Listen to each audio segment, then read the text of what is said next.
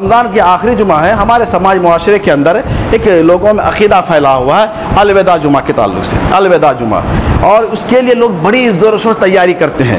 بلکہ ایسے بہت سے لوگ نوجوان اور یا بوڑھے جو بھی ہوتے ہیں جو روزہ نہیں رکھتے ہیں رمضان کے اندر، ہیلا بہانہ کرتے ہیں، پیٹ میں درد ہے، یہ ہے، طبیعت وہ ہے، روزہ نہیں رکھیں گے، نہ قرآن پڑھیں گے، نہ تلاوت کریں گے، نہ کبھی تراویح کی نماز میں شامل ہوں گے. لیکن یہ اس جمعہ کے لیے الوداع جمعہ کے نام سے اور نیا کرتا سلا کر کے اور عطر لگا کر کے 12 بجے مسجد پہنچ جائیں گے.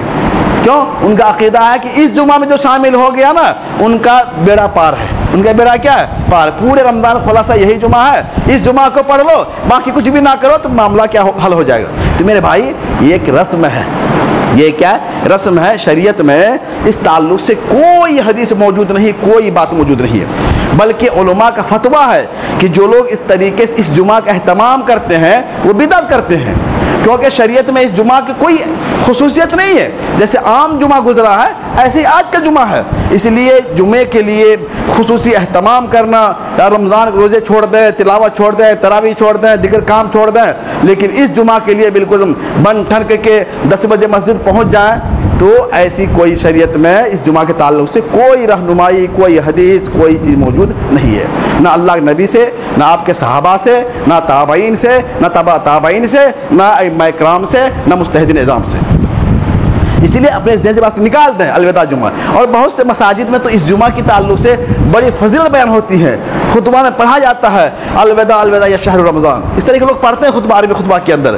تو میرے بھائی یہ خوشی نہیں، رمضان جدا ہو رہا ہے اس پہ تو ہمیں غم کرنا چاہیے. کتنا بابرکت مہینہ اتنی تیزی سے گزر رہا ہے، پھر اگلا رمضان ہمیں نصیب ہوگا کہ نہیں ہوگا.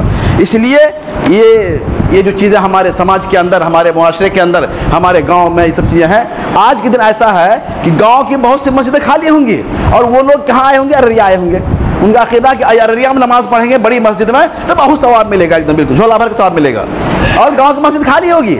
گاؤں کی مسجد میں آج 2-4 سب لوگ ہوں گے، باقی تمام لوگ ارریا، فاربس گنج جہاں بڑی بڑی مساجد ہیں وہاں چلے جاتے ہیں. تو ایسی کوئی بات نہیں ہے، ایسے کوئی بات نہیں ہے.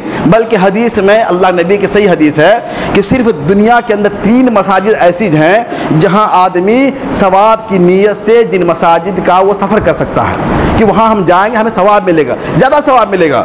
وہ کون سی مسجد ہے؟ پہلی مسجد ہے مسجد حرام، خانہ کعبہ. دوسری مسجد مسجد نبوی جو مدینہ کے اندر اللہ نبی کی مسجد ہے. اور تیسری مسجد ہے مسجد اقصی جو فلسطین کے اندر ہے.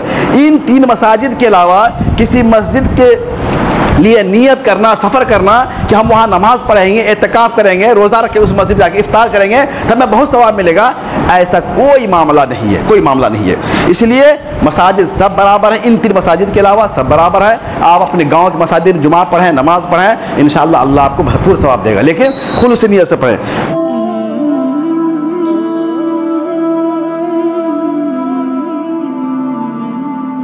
Oh